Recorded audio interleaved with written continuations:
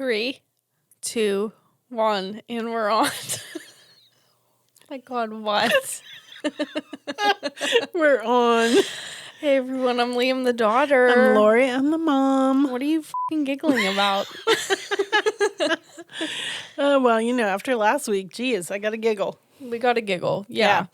So yeah, let's be honest. We're going to be honest with I'm you. fucking tankard.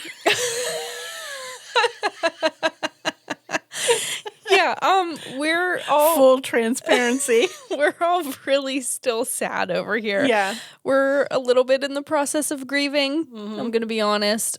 So tonight we had to get a little welcome to the next drunk episode of Uncle Bob's Right. Cabinet. Well, after listening to last week's episode, it was kind of like you sounded like a frog, and I was like Miss Virgo on crack. Yeah, your Virgo was showing real bad. I was like, let's teach. Whenever Lore isn't like even a little bit tipsy, she gets real like, I'm teacher Lore. And she's like, here are the facts and don't interrupt me or I'll bite your head off. Yeah. And I was totally like, serious. I was just drinking orange juice last week, so I was like, let's teach. Here are the details. Right. Yeah. Don't interrupt me. And I was sick and sad, so I wasn't, it was still a great episode. It was good. I liked it. I had good things. Yeah, but this week's going to be a little different because we are totally drunk and we're just going to be honest about it. And we're making up for last week, so. Yeah. Yeah. So no Virgo can be seen here today. My Aries is coming out. Your Aries, come on out, baby. So I have a story. Do you? With that in mind. Really? Yeah, I do. Okay, so we got this game as a gift. It's like the Rolling Stones music trivia game. Okay. All right, because we've established that I love a good music trivia game. You love a good music trivia, So over the holiday, we played it. And it had different cards you could pick, and there were different prompts for each, right? Is the story about me? It is about you. And you didn't even share it with me? I need you to just sit back and listen. Okay.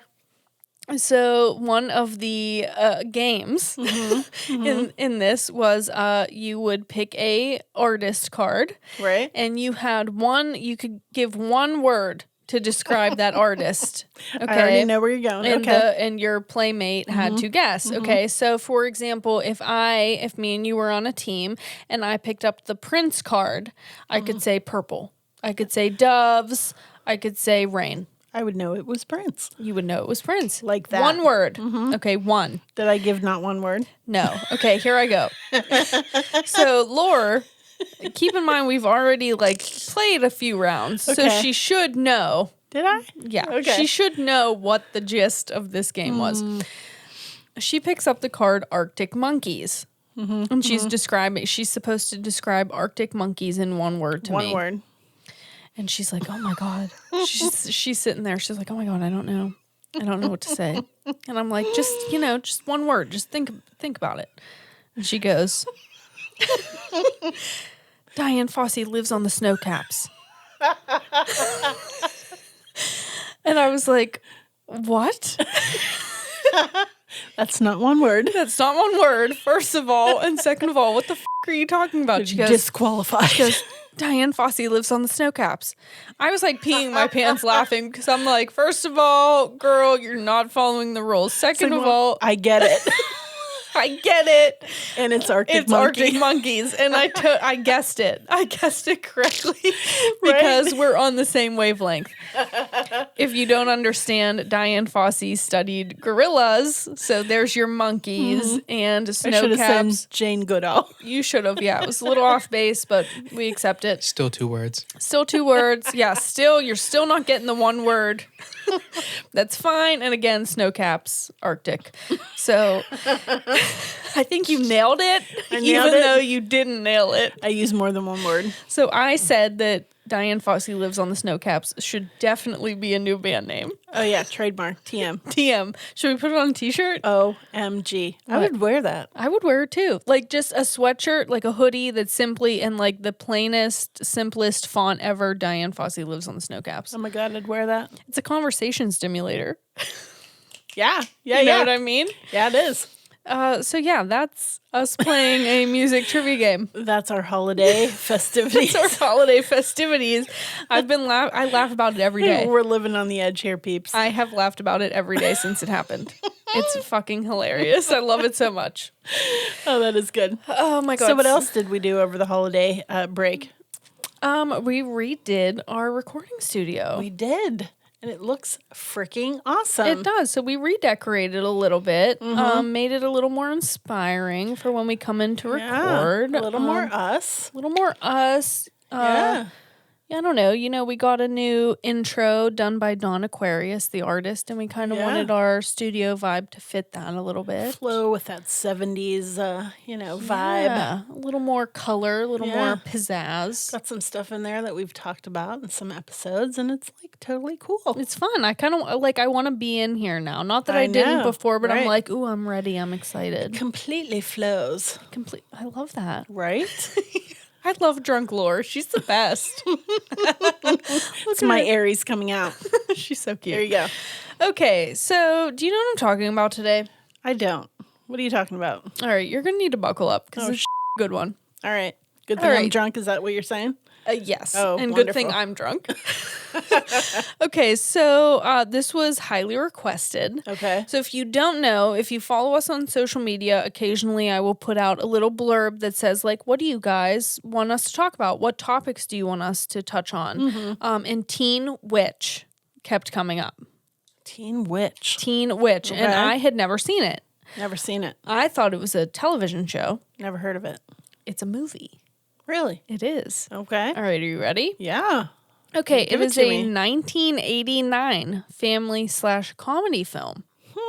I've never heard of this. I had never seen it either, but I have some ideas As as to why. All right. Yes, Good. all right. So it was directed by Dorian Walker, Okay. written by Robin Menken and Vernon Zimmerman. So Already have never heard of any of those no, people. no. Okay. Cast is Robin Lively as Louise Miller. And did you know that Robin Lively, she was in Twin Peaks, but she's Blake Lively's sister. Did not know that. So that's an interesting little, Fun fact. fact. Fun fact. Okay. Joshua John Miller as Richie, her little brother. Dan Gauthier as Brad Powell, and you would know him from Son-in-Law. He was the asshole boyfriend in Son-in-Law. Okay. Yes. Every time he popped up on screen, I'm like, you were such a in Son-in-Law. What an I can't take you seriously. And Zelda Rubinstein as Madame Serena. And you would know her from 16 Candles. Ooh, yes. Okay. 16 Candles. Yes. She had the booze in her purse. Yes. It clinked when she walked. Yes, as we can relate to today. We're there with you, Madam We're Serena. there. We got the booze strapped. All right, so here's the description of the film. And I think you're really going to like this. Am I? A class frump uses her newfound magical powers to cast a spell over her entire school in this bewitching teen comedy. Oh my God, I wish you could see my face right now. Did you just say frump? A class frump. Frump. Frump. F-R-U-M-P. Frump. That's so offensive. I saw that and I was like, what in the hell am I about to watch? Because again, I had never seen it. Oh my God. All right, are you ready for the rundown? Oh, give it to me, girl. All right, so me and Jake watched this together Okay. because he had also never seen it. And I'm not going to lie, I was feeling all right. You had a little libation. I was like peeing my pants laughing throughout this entire movie. Okay, here we go. My first thought and the first note that I have written down is this a musical?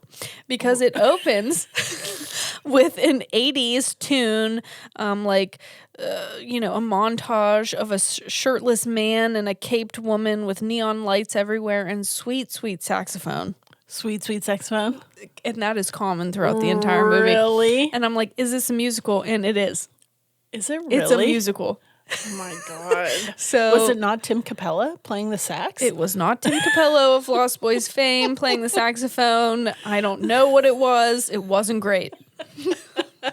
Amateur. They were trying to be sexy. It wasn't working out. But maybe in 1989, Yes. it was working. I don't know. Okay, the theme song is Never Gonna Be the Same Again by Lori Russo. Do you know this song? I've never heard of it. Okay, so the song started playing, and I told Jake, I was like, you need to Shazam this. Because I thought that it was, what's her name?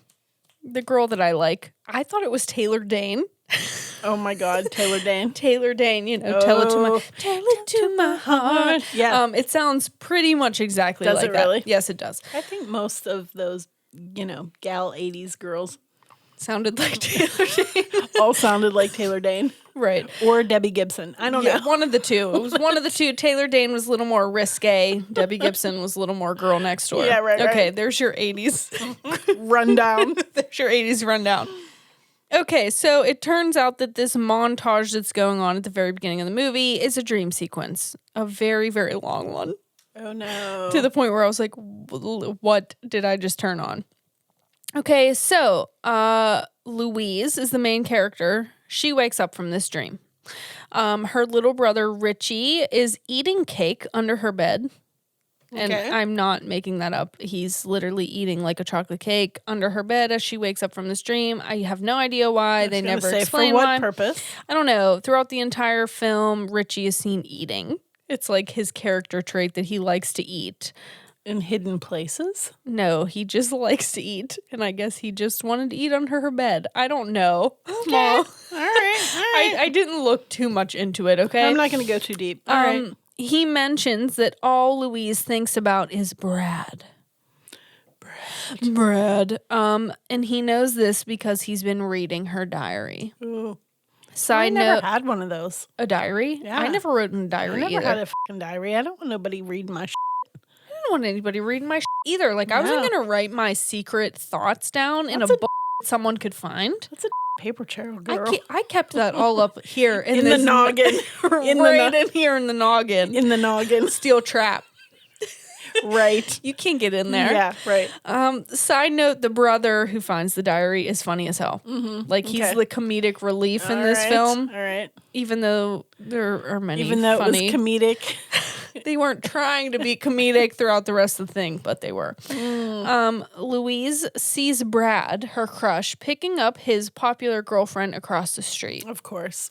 Of course. We get the feeling that Louise is not popular and Brad is. Well, she's the frump, right? That's what I said. Duh. She's described as the class fucking frump. So, equals not popular. Frump, not popular. So I would not have been popular. My God. Me either. Oh, okay. Let's shed a little tear and let's move on. Let's have another drink. Are we Louise? Yeah, let me take a sip. Oh, totally, Louise. Oh my God. Okay, so cut to school. A group of very white men are rapping. I just want you to drink this in, okay? Are rapping about the high school blues. Rapping. I'm the blinking meme right now. Exactly. Okay. White men rapping about blues. Yes. Okay. So take that and we'll get back to I'm gonna that. take that in. Okay. Here's where I say it is a musical.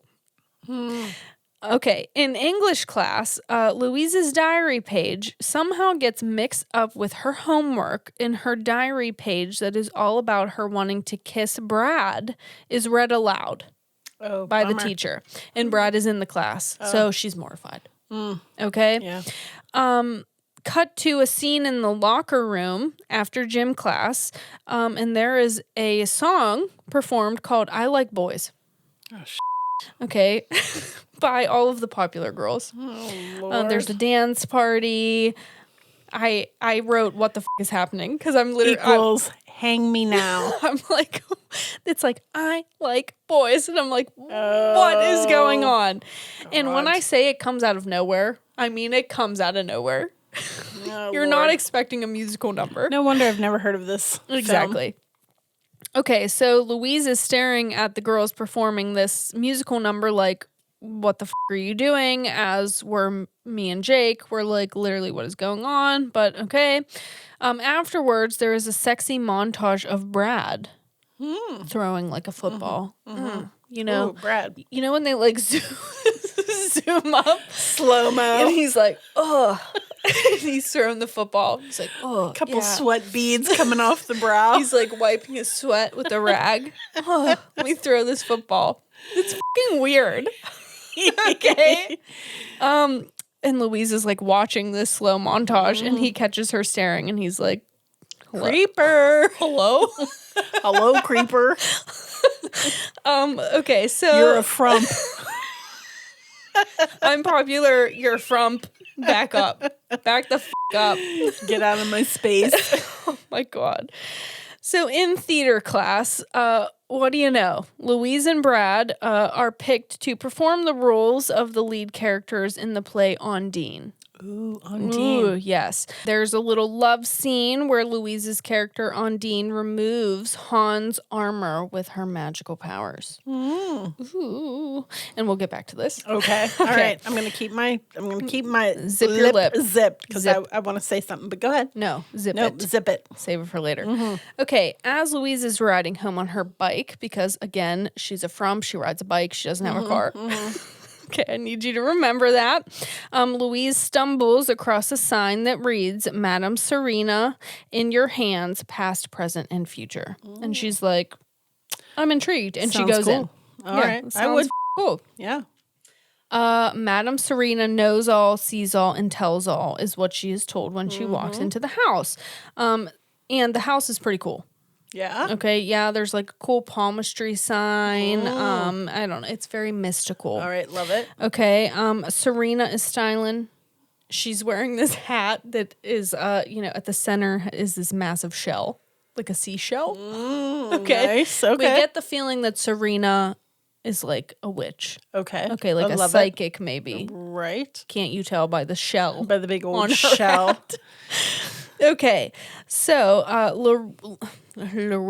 Louise puts an offering of $6 on the offering plate and covers it with a cloth, as Madam Serena instructs her to do. Madam Serena begins reading her palm, says she will marry her sweetheart and have 2 children. When Louise asks who it is, Serena gets kind of weird, and she won't tell her. She says that Louise is one of us. She says, you are one of us, and asks when her 16th birthday is, but already knows the answer, and it is next week. Of course. Of course. Madam Serena says she will receive her powers on her 16th birthday. And Louise is like, yeah, okay, bitch, and storms out. She's like, whatever. Then we flash a week later to her 16th birthday.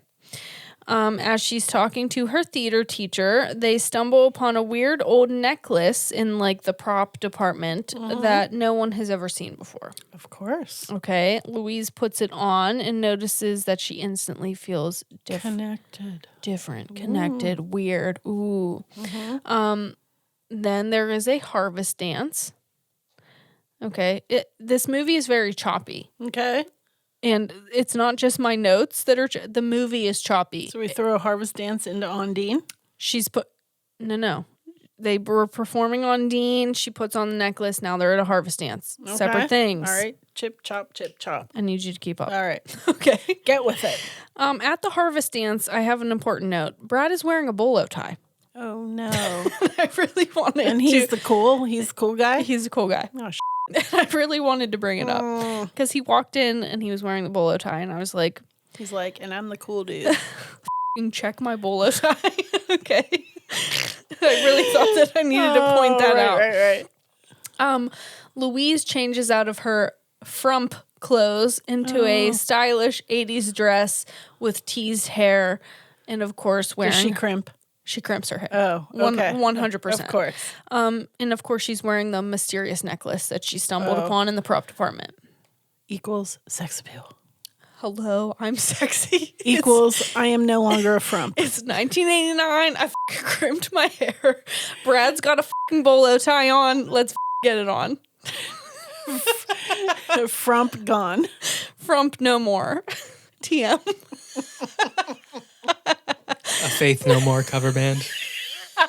Frump no more. Dude, you're killing it with those lately. That was good. Frump no more. Can you imagine the songs? Okay. Love it. That was good. That was fantastic. He like pulls them out of his ass. Okay. Don't test me with the mashups. Fact check Jake just cannot lose.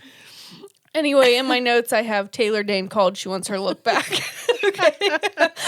As Louise is watching Brad dance with his popular girlfriend, she says to her friend, I wish he would just look at me.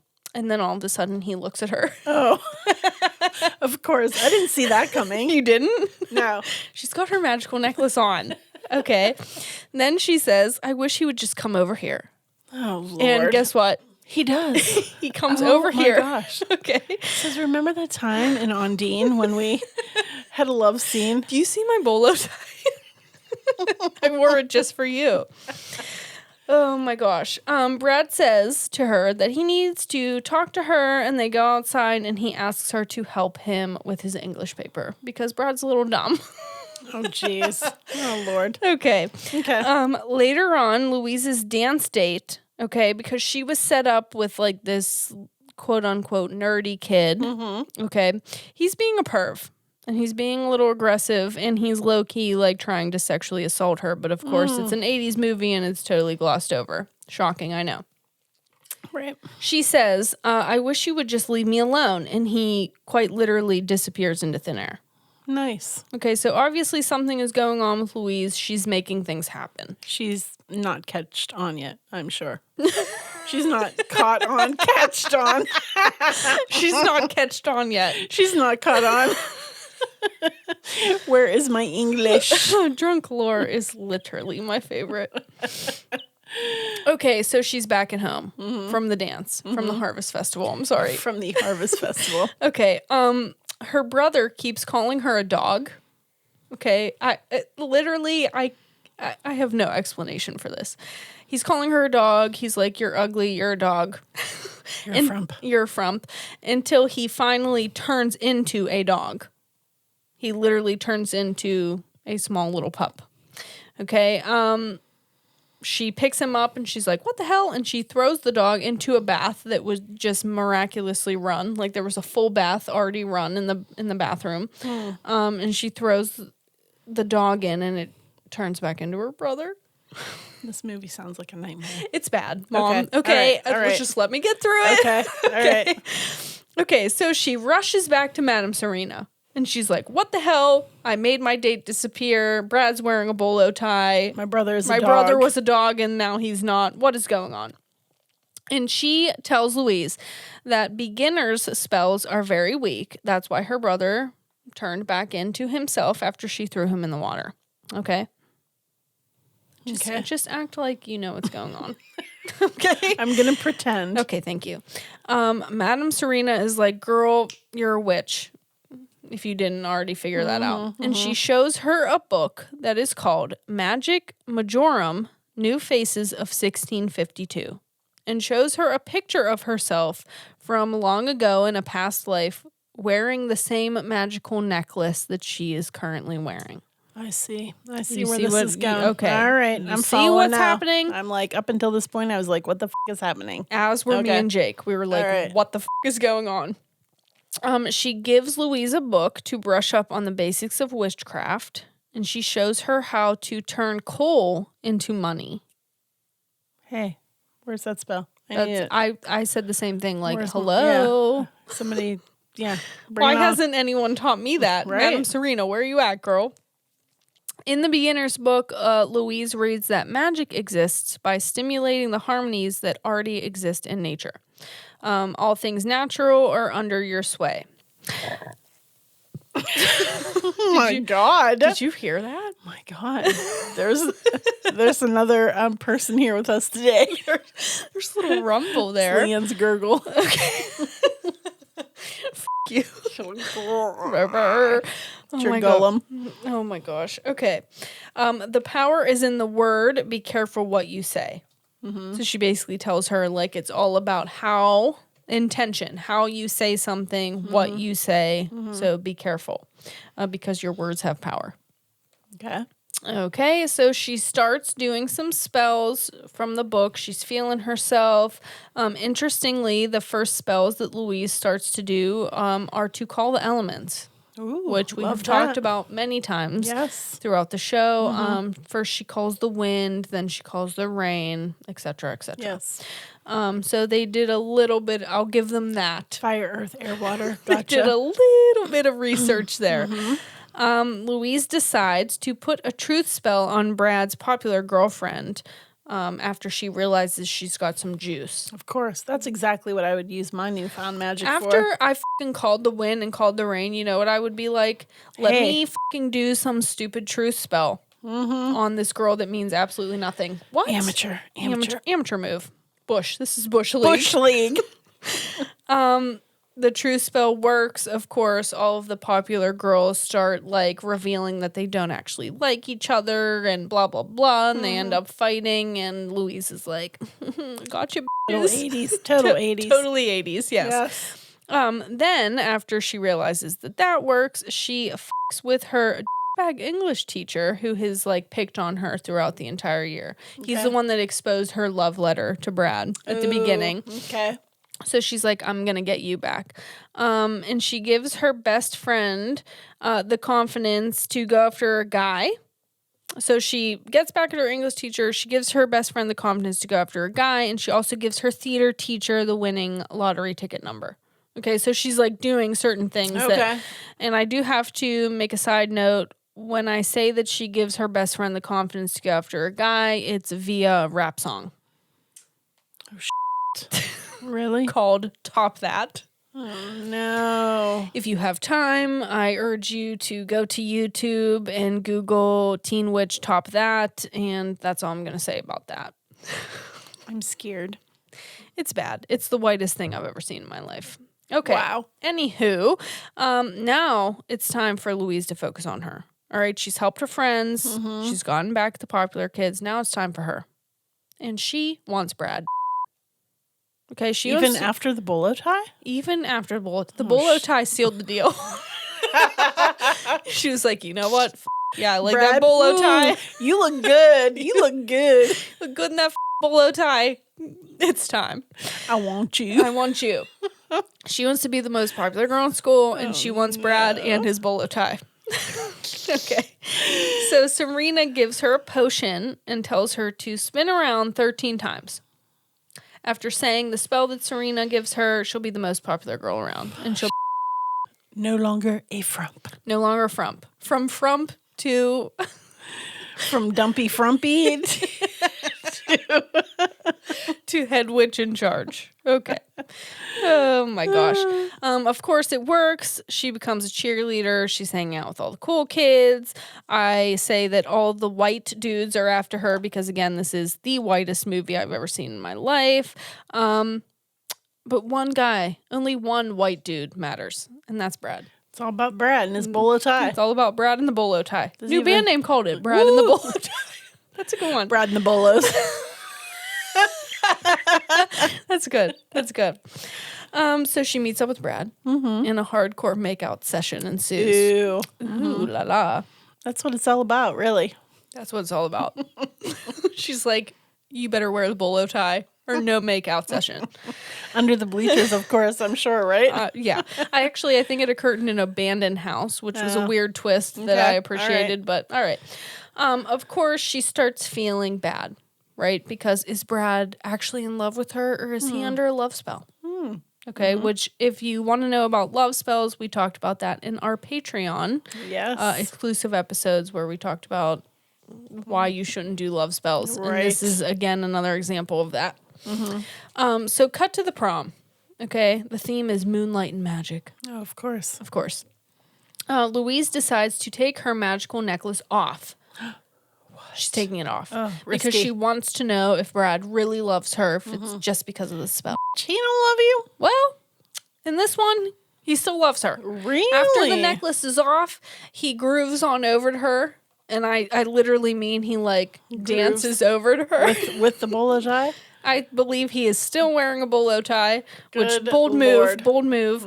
And he's like, yeah, Even the necklace is off. Yeah, girl. I still like you. I still like you, girl. Even though you're a fucking frump. But you crimped your hair and girl, let's go. You're like crimp, bolo, looking good. All right. He still loves her. Okay. Another hardcore makeout session ensues. And that is the end of Teen Witch. Thank God. How do you feel about that? Because me and Jake were like peeing our pants laughing throughout the entire movie. It was bad. Not because it was hilarious, but because it was so bad. It was like 80s bad, right? Like, was the cheese off? the cheese was high. Wow. The cheese was high, as you can probably tell. From your description, I'm having to say that I'm probably glad I haven't seen it and glad I've never heard of it. Yeah. I do think that Crimp and Bolo should be a Casey and JoJo cover band. Oh my God. I like it. You're killing me. You are killing Crimp and what did you say? Crimp and Bolo. Oh, that's good. That's fantastic. I'm not going to be able to get that out of my head every time I hear Casey and JoJo. Crimp and Bolo. All right. So here's my lesson. And Were you able to find one in this? Were you? Seriously? I'm asking. We had a long conversation, right? Because Jake is our producer and he's like, you have to pick a magical topping in pop culture and there has to be some kind of lesson, right? Like there has to be a teaching moment. Yeah. And this was really testing me. I can imagine. I was like, what in the world am I supposed to give a history of bolo ties? Am I supposed to talk about cultural appropriation with the various rap songs that they like? What am I supposed to talk about here? But I somehow ended up on past lives. Oh Lord! And I really stepped in it. Did you fall down the rabbit hole? I fell down the rabbit hole. Okay, so I'm gonna need you to follow me. I'm there. Okay, it's got to be better than this movie. Okay. Yeah. So in the movie, Madame Serena shows Louise a past version of herself from 1652, like I talked about in that book. The necklace she was wearing in that book, right in the photo, then tried to find the current version of Louise. Okay. And that's how she finds it in the movie. And Madame Serena explains, like, the necklace was trying to find you. That's what magic is. Okay. So then it led me to, well, this was obviously a past life version of Louise. Okay. Right. See how I got there? I see where you're going. Okay. It was a stretch for you, I'm sure. I was really digging. Yeah, I'm sure you are. Digging in there. Yeah. So what is a past life was kind of my question here. I know where you're going. Okay, it's deep and I can't, get into the whole shebang because it's really in depth, but here we go. It is defined, so a past life is defined as a previously lived life in a different body, and that is according to theories of reincarnation, which I'm not going to get into the whole thing of reincarnation because I don't want to do a disservice. It's very in-depth and I don't want to, So here's what I'm going to start with. Okay. So that definition of a past life led me to this interview with a medium and Reiki teacher. Her name is Caitlin Marino. And I'm going to pull a direct quote because I can't, it's just too good. So this is where it led me. She said, "Time and space cease to exist when you begin exploring psychic dimensions. Instead, we perceive multiple dimensions of reality where all versions of ourselves are happening simultaneously. From this perspective, our existence is not linear. We do not disperse our identity on a timeline that starts at birth and ends at death. Our souls have cyclical lives, like an infinity sign that folds over itself. But there is a place in everybody's energy field called the Akashic Records, holding their entire soul's history, past, present, future, parallel. And through these records, we are able to access any moment in a soul's journey." Okay, so then I stumbled upon that quote when I was diving into past lives. And then I was like, well, what's the Akashic Records? Right. Okay. So can you believe that I got from Teen Witch Teen Wish. Teen Wish. Witch. Teen Wish. Teen Wish. I wish it had never happened. Oh, no. True statement.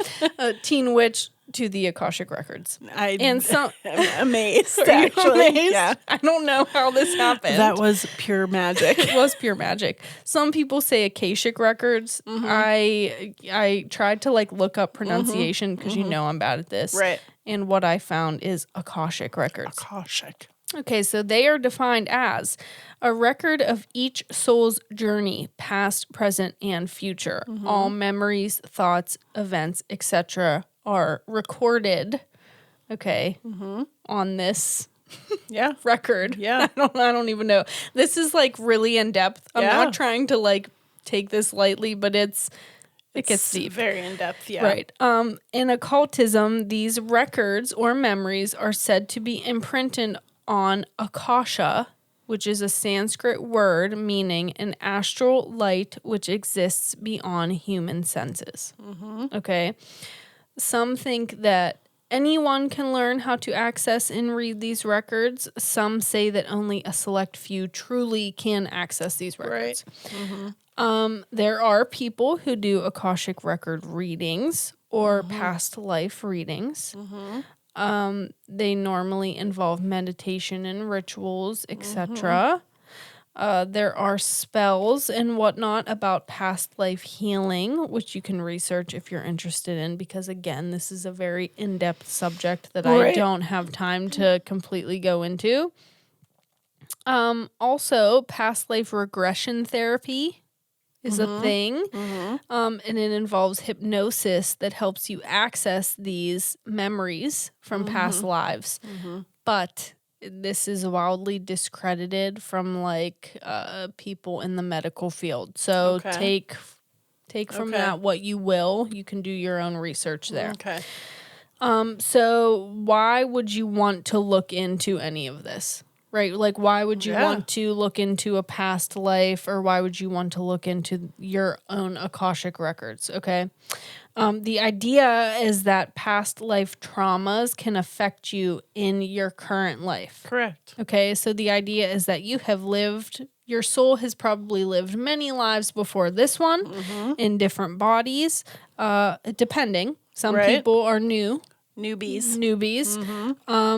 But maybe you have lived multiple lives before this. And if you had a lesson to learn in one of those lives and you didn't figure it out, you're gonna relive it in the next life. it's going to keep biting you in the ass, basically. And have you ever had people tell you you're an old soul? Right. Which means they've met you in many lives. Yes, I've been told like my whole life that I'm an old soul. So I don't know, maybe I have lived, many lives before this one. Like I said, if you didn't learn a lesson in one life, it will keep presenting itself and following you in your present. Present until you learn the lesson you're supposed to learn. Dealing with those issues and learning from past lives can help you become more grounded in the here and now. So that is why some people dive into past lives and past life readings and regression therapy and stuff like that. I never have, so I can't speak personally. Right. I know when we used to go to Lilydale all the time, John White was an Akashic Records Right. There reader. are, when I was doing my research, there are a bunch of people here in Seattle that do Akashic record readings. I have never done it personally, so I can't, I don't know what that experience is like. But again, if this sounds like something you're interested in, I would recommend reading. It's on my bucket list. Yeah. Because I always look when I'm doing a lesson from like a witchcraft perspective, just because that's my interest. And I have found that a lot of witches will do this to kind of find their witchcraft journey, like where they're supposed to go moving forward in their, in their journey. Journey with witchcraft and what they're supposed to learn moving forward and what maybe they need to get rid of. So I thought that was interesting. There is a book that is called How to Read the Akashic Records, Accessing the Archive of the Soul and Its Journey by Linda Howe. If this sounds like something you are interested at all. Exactly. Yeah, right. When I say that this is literally just like a footnote, The tip of the iceberg. tip of this topic, I mean, if you're interested in this, I can maybe go into it in another episode because it would take a lot of research. It got into like quantum physics, and I was like, You're right. Yeah. like I can't. Right. Right. Like I don't. It's very in-depth. Very in depth. And so I don't want it to seem like I'm doing it a disservice. I am telling you that this is just the tip. Right. So just the tip. The tip of that old iceberg. Right. Yeah. So maybe we can go into it more later. So that is my lesson. Well, I think that you, pulled a rabbit out of the hat there. I sure f***ing did. Yeah. Because, so we were talking about it, like, some of the movies that are requested are some of the movies that are ingrained in, like, which pop culture. There's not really much there, right? Like, this movie was meant to be fun and silly, and it wasn't meant to be, like, a practical magic or The Craft, where it's, like, an actual in-depth portrayal, Or like an 80s comedy and they tagged witches. It is literally if it was a John Hughes film with witchcraft. I mean, that's what it was, and that's fine. Like, I thought it was funny. Again, I think it depends on what you're going into it with. I read a lot of articles about people that grew up in the 80s that watched this, and they were like, it was a good introduction into the world of witchcraft. So I don't think there's anything bad there. Like, I think it just was what it was. If you were expecting like an actual portrayal of, life as a witch, not this movie, kids. it's not it. Right. But it's funny.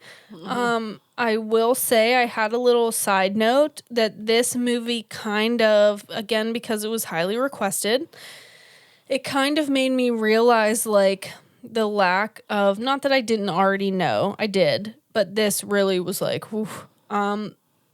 There is a lack of representation of witches of color in, like, witchy pop culture movies. Yeah. And I feel like I'm moving forward and going to try to make more of a point to try to find, because there has to be some out there. Right. And I'm going to try to find them, because this movie really was like, oh my gosh, it's the same story told over again, and it's just like this white.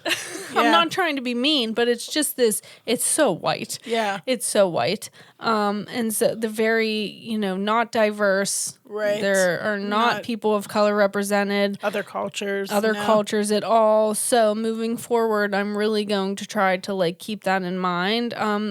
And sadly, I think that there is a lack of representation in like witchy pop culture. Absolutely. But I just wanted to make it known that like I am aware of that. And we're going to try to be a little more, on top of it. On top of that. I mean, it's hard and that makes me sad, but that's the reality.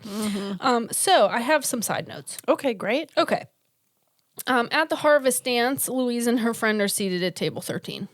Of course. Cute little spooky nod. Spooky. The play they are performing in the movie is Ondine, like I said, which is all about a water sprite who gives up her powers to be with a man.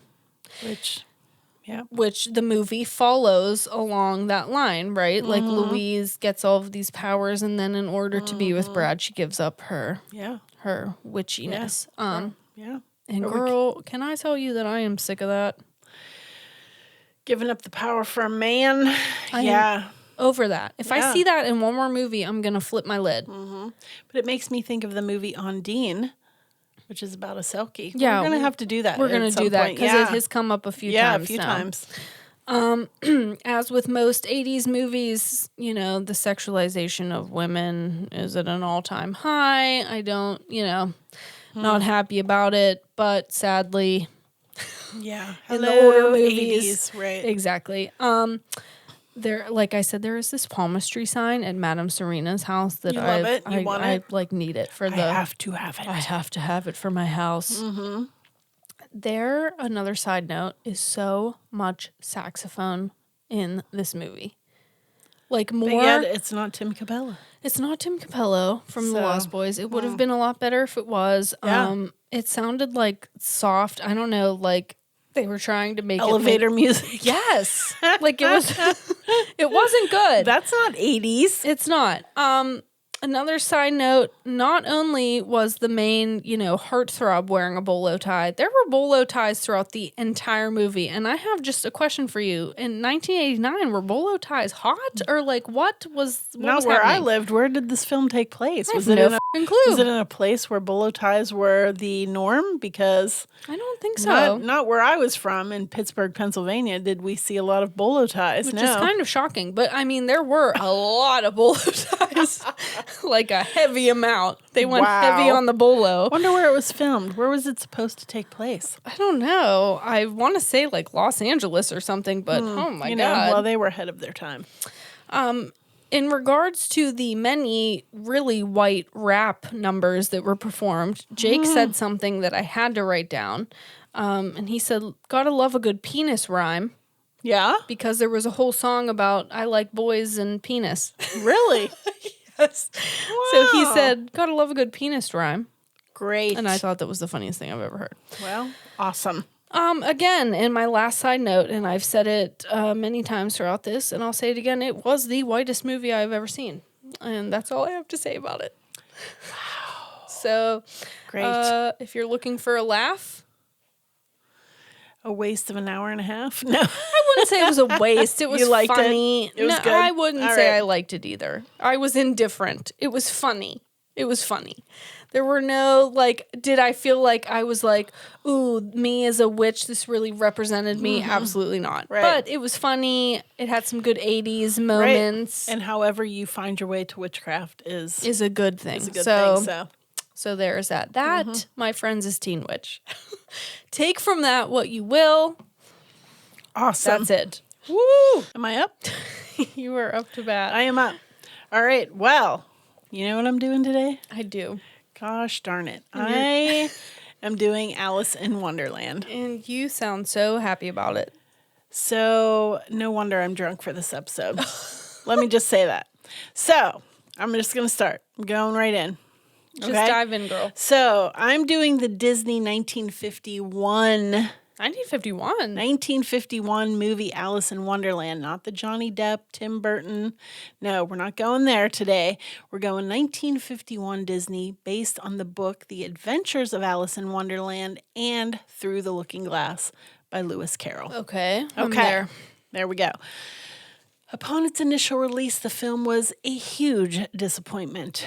A complete flop, actually. And leading Walt Disney to show it on television, it became the second episode of his new series called The Magical World of Disney in 1954. Okay. Which then proved to be a success, especially during the psychedelic era.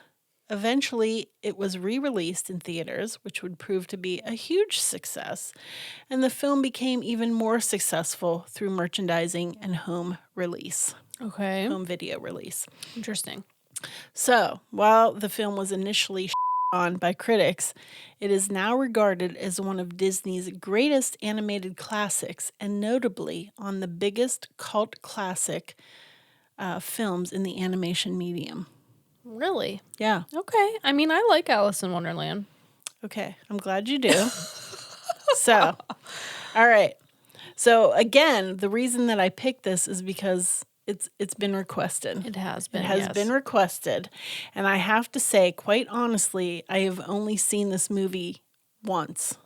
Okay. Until I watched it Well, yesterday. you have not been shy about the fact that you do not like Disney. I do not like Disney, and I'm not a fan of this movie. I never have been a fan of Alice in Wonderland. I like Alice in Wonderland. Okay, so, the cast. Okay. All right, there's really no notable cast, except for Ed Wynn, who plays the Mad Hatter. Okay. And we actually talked about him a few episodes back. He played Uncle Albert in Mary Poppins. All right, so Sterling Holloway plays the Cheshire Cat. Okay. And he would be best known as the voice of Winnie the Pooh. Oh, cute. Oh, cute. All right, so let's hop right into to the plot. Okay. To the plot. All right. So Alice likes to daydream and finds the mundane learning and listening to literature boring, and she prefers to live inside her imagination. On one occasion, she spots a white rabbit dressed in a waistcoat and carrying a pocket watch, saying he is late for a very important date. And she follows him through the forest and spots him going down the rabbit hole. And upon investigation, Alice ends up falling down the rabbit hole. Okay? Okay. Leading her to all manner of discoveries, characters, and adventures, and nothing is as it appears to be. So I'm not going to go too deep into Alice in Wonderland because I feel like most people have had to have seen this. Well, I don't know. You just said you've only seen it once. Well, and once was all I need to see. Okay. So either you've read the book or you've seen the movie. There's so many adaptations of Alice in Wonderland, but it starts out where she falls down the rabbit hole.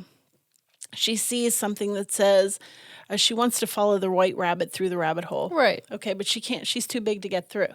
So she sees a little vial on the table that says, "Drink me," which shrinks her. Right. But then she can't reach the key that's on the table to open the lock. She's too small. She's too small. So then she sees a cookie that says, "Eat me," and then she gets too big and she can't get through. And then she ends up crying and shrinking and floating through the hole. And then she's in Wonderland and off to fetch the white rabbit, which throughout the movie she's continuing. Continuing. That's a new word. That's a new fun. word. Continuing. She continuing to search for the white rabbit. Okay. Okay. So she meets a ton of characters along the way. And I'm just going to touch on the major ones. Okay. Mm-hmm. So, first, she encounters Tweedledee and Tweedledum, who tell her of a tale of the walrus and the carpenter. Moving on, because we'll talk about that later, she encounters the caterpillar, who wants to know who she is, and she likely cannot answer as she is not feeling herself today. Okay. Okay. He instructs her that by eating one side of a mushroom, she will get larger, and by eating the other, she will get smaller. Sounds like a fun time. And then he turns into a butterfly, and he flies away. Oh. Then, next, she meets the Cheshire Cat, who somewhat appears and then disappears and directs her to the Hatter's tea party. With the Hatter and the March Hare and the Dormouse, they celebrate their very merry unbirthday. And off she goes, continuing to chase the white rabbit. Okay. Okay. The Cheshire Cat, she gets lost, and so the Cheshire Cat then directs her to the Queen's garden, where they are painting the roses red. Oh, no. She plays croquet with the Queen, who says off with her head, and she wants to go home, and she's chased by the Queen, who wants to lop off her head, and she sees herself through the door lock, sleeping in a meadow, and she calls to herself to wake up, and we realize that Alice has been dreaming this whole time. Right. Okay. Okay. And so that's pretty much the gist of the movie. You're making me question the whole thing. And then I have to say, what the right? Okay. Because what the hell? Okay. All right. So, guys, when I tapped into this movie, I'm thinking I'm going into this magical story. Mm-hmm. I thought it was all about magic.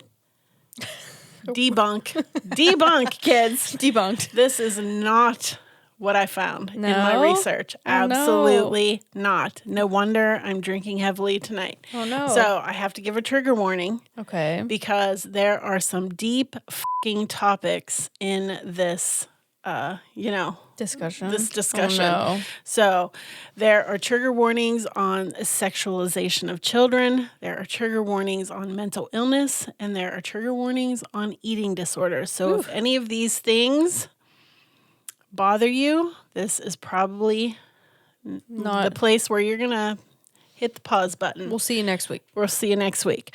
All right. So, through the years, the wild theories that successive generations have theorized on concerning the true meaning and understanding of Alice's adventures is to understand how changing social climates can radically alter text. Do you understand that? Yes. Okay. So, it is a testament to the book, the timelessness that each era has been able to read its own fads into trying to break down the story and what it's all about. What does it all mean? What does it all mean, Alice? What does it all mean? Right. So I'm going to talk about some of these theories. So every generation has maybe come up with a new there is interpretation. so much interpretation into these books, Right. that it's like mind-boggling. I always thought that someone just took some acid and wrote a book. Yeah. Well, I just thought it was one big trip. Right. So we're going to get into that. But Okay. there's so many theories to dive into that it's just mind-boggling, to say the least. All right, so I'm I'm strapped going to in. just talk about a couple of them. Okay. All right. So the first is lost childhood and innocence. Okay. So we see that Alice is bored with the mundane studies, growing up and wanting to continue to live in her imagination. Okay. So the white rabbit represents someone who is old, feeble, confused, and obsessed with time. He's late for a very important date, although we never quite find out what the important date I is. always like the white rabbit. I know, he's cute. All right, so she represents youth, innocence, and vibrance. And as she's falling down the rabbit hole in the film, everything is wonky, and it's actually, you can see it's in the shape of an hourglass. So the sands of time are running through the glass, all right? I'm depressed, but okay. I know. So the objects are upside down and not what they appear to be. All right, so the white rabbit also signifies a spark in Alice's curiosity. He activates her spiritual awakening and leads her down the rabbit hole, which is a symbol of her quest for knowledge. Okay, so Alice then becomes confused about her identity because everything that she's learned up to this point is not what it seems to be. Oh, boy. So her identity mirrors the confusion that one encounters as they transition from childhood to adulthood. Well, And so it's kind of a little bit, what the story coming is of age tale. a coming of age tale, yes. So Alice then represents the child's struggle to survive in a confusing adult world.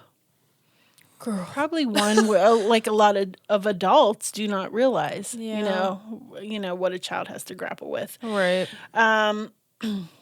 When she has to overcome the open-mindedness that is characteristic of children. So we've talked about that in previous, Yes. episodes where children are very open-minded and eager to take in things that maybe most people don't believe in. Right. So children they have to learn to follow rules that apparently adults need to live by. Okay? So that open-mindedness is squelched. It is an attempt to understand logic, rules, games that people play, authority, time, and death. I don't like any of what you just said. I know, right? I don't like any of it. I mean, this is so deep that I can't even It makes tell me you. sad. Right. So when she meets Tweedledee and Tweedledum, they tell her a tale of the curious oysters and how their curiosity leads to terrible consequences. Okay. So the Tweedles represent how adults often control children through fear and destroy their sense of imagination and curiosity by telling them to quit asking questions and to grow up. Ouch, you struck a nerve. Right? And the walrus and carpenter in the tale have actually been compared to religion, Okay. whereas it's Eastern religion and Western religion. And also it has been said to represent politicians. Okay. Okay? I could see that. Yeah.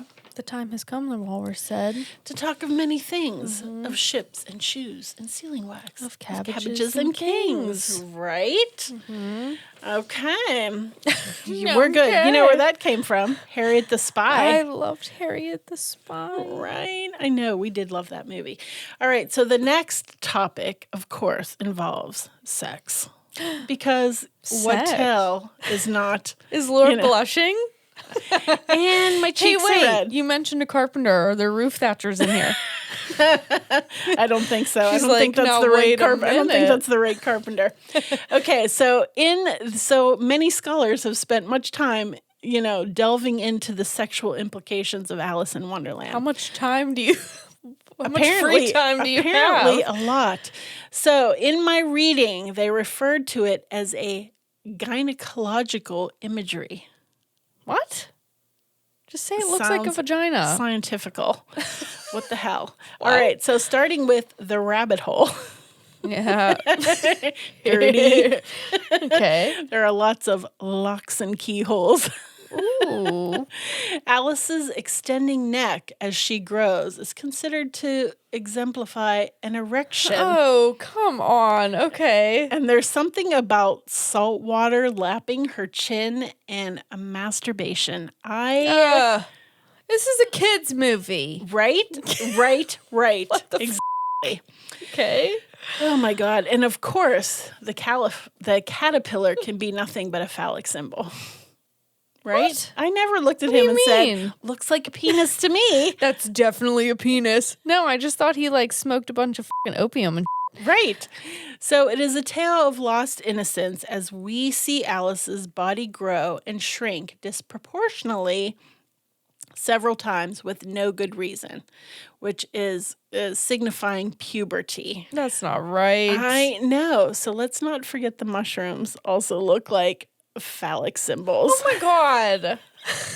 They can't help it. That's just what they look like. Hey, we have mushrooms in our new logo. We have mushrooms everywhere. That's just what they look like. One of the things I read said that Alice needed to Oh no. Oh no. master the mushroom to gain control over her fluctuating size. Okay, hold on. There's so much wrong with that, and I'm upset. But at the same time, master the mushroom is a fantastic phrase. Master the New mushroom. band name called it Master the Mushroom. TM. Yeah. All right, so the next topic, of course, after sex has to be what? Drugs. Drugs. Woo! Woo-woo. Bing, bing. 10 points for Leanne. Nailed it. All right.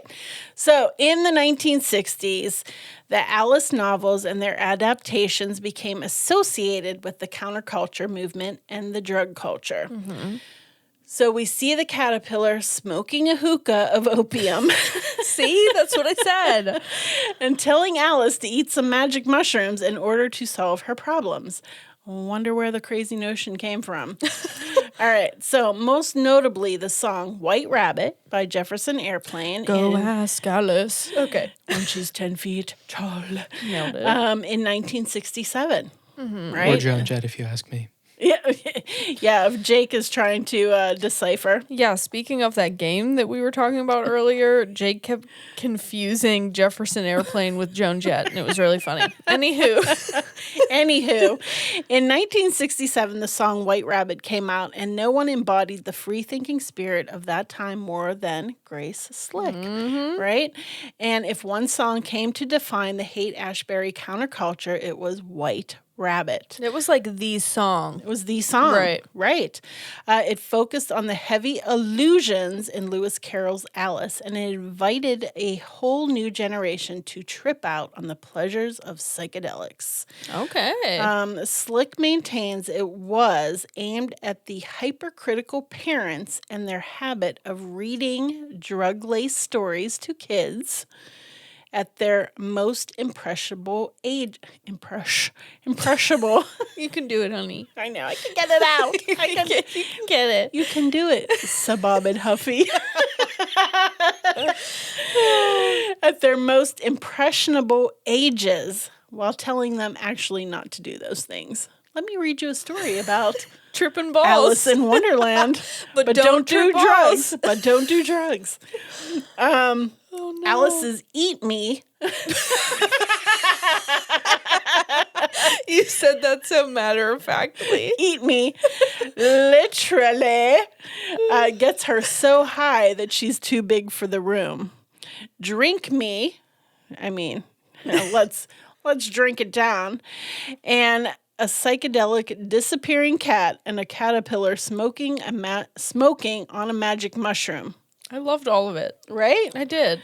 It's also about the importance of education is what really the song is about. And it says, feed your head. Feed your head. Yeah, go down the rabbit hole of knowledge. Oh, I love and that. Learn, right? Oh, okay, Grace Slick. I see Grace you, girl. Slick, you sung it. All right, so there is no evidence that Carol ever did drugs beyond homeopathic remedies, which included dosing himself with aconite and arsenic to cure the common cold. What the hell? The common cold? Right. With arsenic? Yeah, exactly. So aconite, of course, is monkshood, and arsenic is, lethal. And actually, aconite can cause heart attack, and arsenic would cause hallucinations. Hallucinations. But both of them. So when we do homeopathic remedies, we know like cures like, and it's in very minuscule doses. I don't know if it was that way back in those days, but one would hope, obviously, since he's still, he was still kicking around. Right. Yeah, okay. right? Okay.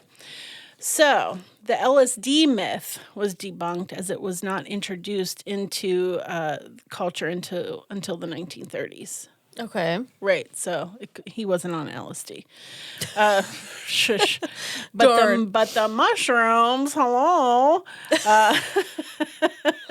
He might have been. He might have been doing some magic mushrooms. One of his favorite authors was Thomas de Quincey, who wrote Confessions of an English Opium Eater. So maybe that's why the caterpillar was smoking some hookah of opium, right? All right. Mm-hmm. All right, I see you. The Cheshire Cat was said to represent Alice's spirit guide. I love the Cheshire Cat. Yeah, so in the beginning, she has a cat named Dinah, but Dinah does not fall down the hole with her. And in some adaptations, Dinah is supposed to mutate into the Cheshire Cat. So he leads her with honesty and a dose of reality in the weird world of Wonderland. And he tells her, because she keeps saying, like, where am I going? Or tell me how to get there. And he's like, well, where do you want to go? And she's like, but I don't rightly know. And he's like, girl? And he says, well, if you don't know where you're going, then any road will get you there. And he assures her that everybody's just a little mad around there. Right? Right. So so his message is kind of like, rather than looking at the meaning of everything, maybe we should just enjoy the ride a little bit. I am right there with you, Cheshire Cat. There you go. So Lewis Carroll has said that his whole meaning, so these are just scholars, like taking a pulling stab apart. at it. Yeah. Mm-hmm. So, but he said that his entire meaning was to write what a dream would feel like. I think he nailed that. I think he did. I think he absolutely did. Or a acid trip. A deep acid trip. Yeah. So I did want to mention that within my reading and my research was quite extensive, and I'm not going to go into it, but if you want to research it on your own, there were many metaphors of eating disorders, and that Lewis Carroll himself suffered from an eating disorder. Okay. A lot of mental health issues and the sexualization of children. Oh boy. And also I read a few articles where he was actually a suspect in the Jack the Ripper case. As that he was considered Jack the Ripper. As Jack the Ripper. As he played Jack the Ripper. Just Jack. Just Jack. Just Jack. Woo. What? Yeah. Is that weird? That's so weird. Yeah, that's weird. Yeah. What do you mean? That he lived in the area of of where Jack the Ripper's murders occurred. Whitechapel. Whitechapel, that he was a consummate bachelor his entire life, that he may, there may have been some incidents of him in school that would have caused him to be Deviant behavior. deviant behavior, that he had over 120 articles of anatomy and physiology in his library. What? Yeah, there were several things that brought him up as a suspect in the Jack the Ripper case. I am speechless. I'm speechless. Because I know, creepy, I know, but I know a lot about like murders and serial killers and stuff, and I have never read that before. I am shocked. I never have either. And again, like I said, like in the research and the things that we haven't talked about because it's just too freaking deep. Too heavy. It's way too heavy. Yeah. But definitely. Was he maybe not a nice guy? I'm thinking maybe not. Oh, yeah. no. I'm thinking maybe he was not very much of a nice guy. Great. Can nothing be left alone? I know. Why do people have to ruin everything? Well, I have to say that, this has never been a topic that has, I've never been on board with. Right, which is weird because I have. I've always loved, well, I like the imagery of Alice in Wonderland. I think the story does a really good job of using metaphors or like it's surrealist. It's very dreamlike. That's why I think that if that was his intention of showing what a dream would feel like, I think that it's very accurate. Yeah. I like the Victorian illustrations. I think they're cool. The 1800 illustrations. I think they're very cool. But I like the different characters and kind of like in The Wizard of Oz, how each character kind of represents something you're dealing with. And I like that kind of thing. So I have always liked Alice in Wonderland. I mean, it's not one of my favorites, but I have liked it. But now I'm a little weary. Hello. Yeah. Okay. Yeah. So that's what I got on Alice in Wonderland. So if you want to dive deeper down that rabbit hole, then feel free to do so. I can tell you it's you're going to need a drink. Oh, no. Yeah, I know. You were a little upset. Yeah. Absolutely. After your research. You're like, absolutely. I'm like, I need a drink. Yeah. Okay. Well, I liked that, though. Yeah. It was informative. It was informative. A lot of people asked us to do it. And again, I thought I was going into a children's bedtime story. And hello, debunked. Again, portrayed as very Dark. magical. Not very magical. Like the reality of it is not magical. Yeah, I mean, guys, that's the thing is sometimes like that is the lesson is that it's not as magical as it seems. So I think that's interesting because that is known as like one of the most magical, absolutely. Disney films or whatever you want to call it. So that's very interesting. Yeah, absolutely. So there you go. There's Alice in Wonderland, kids. Well, thank you for diving into that. I know you hate Disney, and I know that was really hard for you. So it was. Thank you. Thank you. You're like, thank you, thank you. Thank you. Thank you for that. I'll take it. Oh my gosh. All right. And with that, it's time for Killer Quotes of the Week. Da-na-na-na, da-na-na-na. Da-na-na-na. All right. Mine is, you have the power to make anything you want happen. And that is from Madam Serena from Teen Witch. And that was sent in by @the_keto_butterfly. Thanks. Nice. I actually picked my own quote this week. I know. I did. Okay. So it's, you take the blue pill, the story ends, you wake up in your bed and believe whatever you want to believe. You take the red pill and you stay in Wonderland, and I show you how deep the rabbit hole goes. And that's from The Matrix.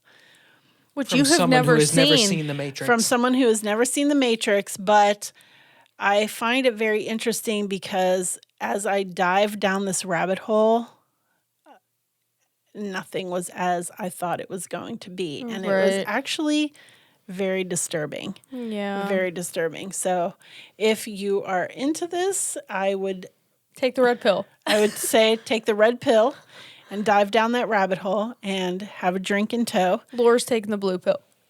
No, I took the red pill, but I'm not happy about it. She wishes she I took wishes the blue I took pill. the damn blue pill, but yeah. Oh my gosh. All right, guys. So if you want to be next week's killer quote of the week, follow us on Instagram at Uncle Bob's Magic Cabinet, and we will tell you what to do. And we have an exciting announcement. We do? Yes. So if you are listening to us on a platform that allows you to give us a rating, we will be gathering the written ratings once a month and drawing a name out of a hat, and the winner will get a 10-minute Menu. 10-minute It's French.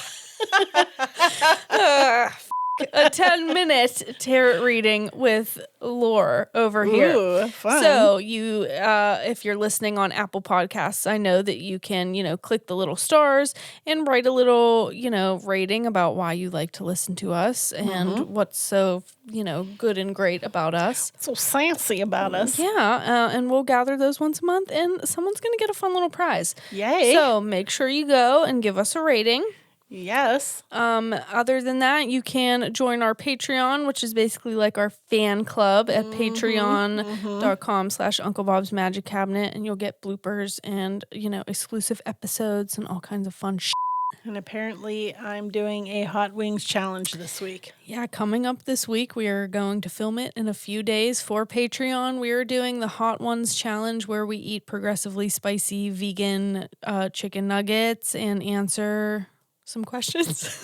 I'm terrified. Yeah, she's like literally losing sleep over it. Literally losing sleep of this. I do not like hot things, people. It's going to be okay. Make sure you go join our Patreon. You can join it for as little as $5 a month. So you can find that link in our show notes if you want to, hang out and join the fun.